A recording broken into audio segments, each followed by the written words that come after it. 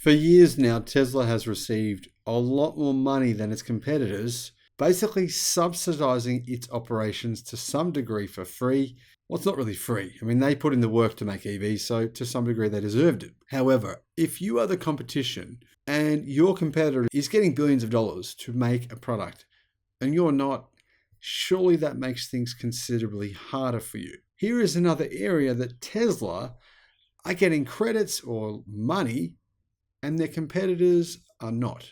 Hello, my friends. Welcome to the channel. I'm the Electric Viking. Great to see you. Thank you for tuning in. Tesla and Panasonic are going to receive around $1.8 billion in credits in the United States in 2023, a forecast says. The companies will be the biggest winners of the Inflation Reduction Act. The more EVs you sell and you make in the US, the more money the government will give you. The truth is, General Motors and Ford have sold not very many EVs this year. There's been a lot of talk. There's a lot of news articles. Unfortunately, they just haven't made that many EVs. They've got a lot of orders. They've got tons of orders. They just haven't made that many EVs. That's the truth. Tesla and its battery partner Panasonic receive around $1.8 billion in tax credits this year under the IRA's Act, according to Benchmark Mineral Intelligence. Tasmanian says that General Motors Co. and LG Energy Solutions will qualify possibly for $480 million in tax credits, but they need to meet their actual predicted forecast sales, which is extremely unlikely. More than likely, GM and LG will get closer to maybe $300 million if they're lucky. You can see how Tesla's really benefiting from this, right? At the same time, the report shows that Ford will not start receiving any benefits from statutory battery credits until 2025. Why? Because it doesn't make any batteries itself.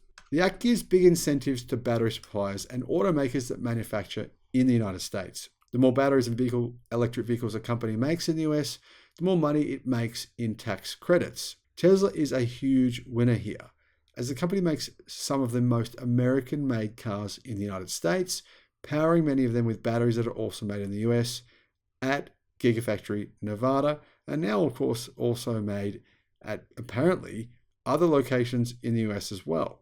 What is really interesting about this is not the only way Tesla will make money in 2023. In fact, there's another way where they might make even more. Tesla's carbon credit sales actually reached a record $1.8 billion in 2022. That's just another way of saying Tesla got $1.8 billion out of essentially thin air in 2022.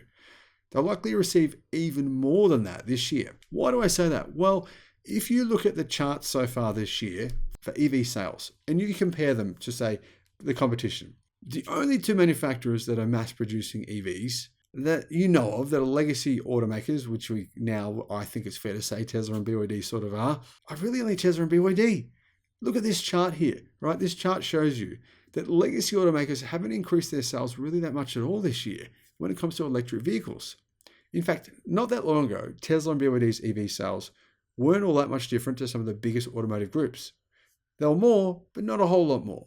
But now that gap is just clearly widening. And this year, it doesn't look like that trend is changing.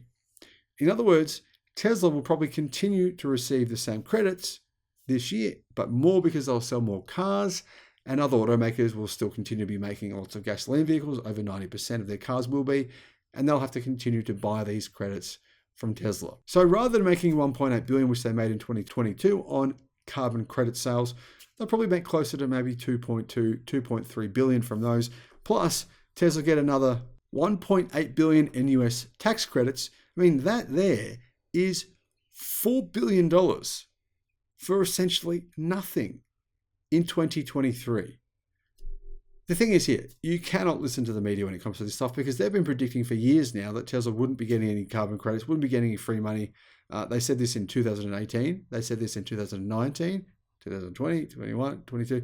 They keep on saying this stuff. Now, in the last 6 months, they've been silent. There's been no articles about Tesla's credits, about them slowing down, about them going away. There's been nothing in the last 6 months. There's been no apology saying, hey, we got this wrong. On this channel, I try to tell you guys, hey, if I made a mistake, I got something wrong, I got it wrong. I don't always say it because I don't always realize I did necessarily. But if I realize something this egregious, that I said a company would miss out on billions of dollars in the future or the next year, and then I'm in an investment service like Seeking Alpha telling you something and it doesn't happen, that's a pretty big difference. That's something where you got to say to yourself, why did I get this so wrong?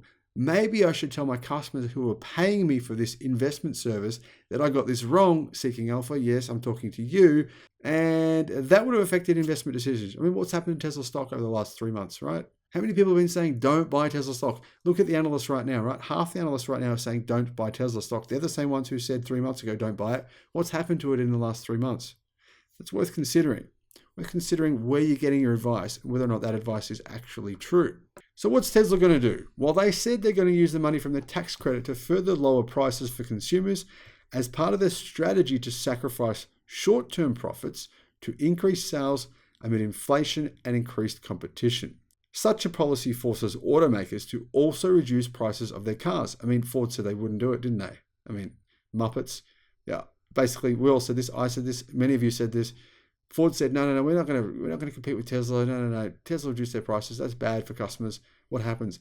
What do? 3 weeks later, price of the Mustang Mach-E comes down significantly. Yeah, this is what happens, right? Competition comes along. You got no choice. Why? The Mustang Mach-E wasn't selling. They had to reduce prices. So they did. Why do they have to reduce prices? Because Tesla did. This is good, healthy competition.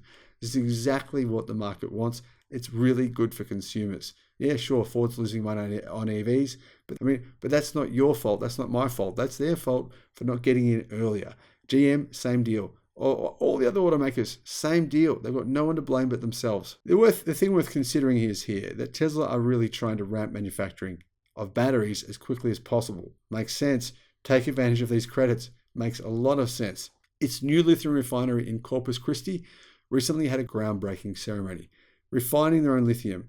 I don't think there's any other automaker in the world that is doing that. Not that I'm aware of. If there is, please let me know who it is. In addition, legacy car makers are just starting to wake up from years of being asleep, basically being asleep at the wheel, and to try and make more efforts into making lots of EVs. They've been saying they would be for years, though, and like I said, you can see in these charts, the sales haven't really changed all that much. Let me know your thoughts in the comments. Thank you for watching.